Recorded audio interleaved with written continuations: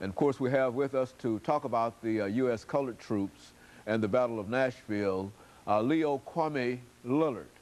And of course, Brother Lillard, let me welcome you to the show this morning. Glad to be here, Dr. And Haney. I hesitated in terms of trying to identify you because there are so many names that we could use in terms of the kinds of situations that you've been involved in and your leadership and et cetera, that it's difficult to simply come up with one word to say that you are this, because you might be this at one moment and next time you're doing something entirely different. Let's give our audience an opportunity this first segment to find out more about some of the things that we're talking about now, about your involvement with whatever, by having you to talk about your background, your education, and some of the things that eventually led you to come here as a representative dealing with the U.S. colored troops in the Battle of Nashville. Well, you know, I'm a Nashville boy.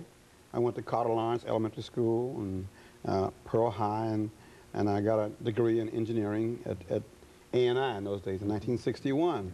And of course, because of my involvement in the civil rights struggle, I felt when I finished my degree in '61, and we had basically had victories in the sit-ins, the lunch counters, the sit-ins, the stand-ins. We integrated the movie theaters, integrated the swimming pools, and then of course the Freedom Ride.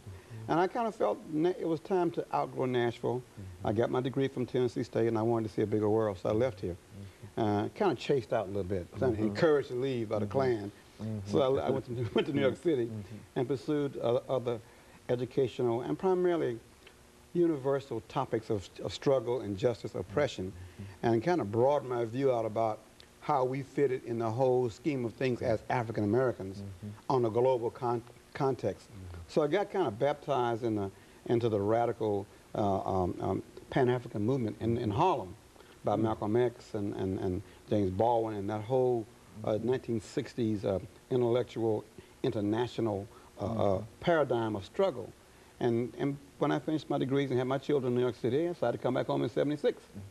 And when I came back home, of course, I was bristling with ideas and just running over with enthusiasm to continue the liberation struggle as opposed to the civil rights struggle. Now, that might be very clear. Good. I'm way past civil rights, okay? I'm into liberation of human beings on the globe. There's a big difference in those concepts. So when I came back in '76, I needed to do something.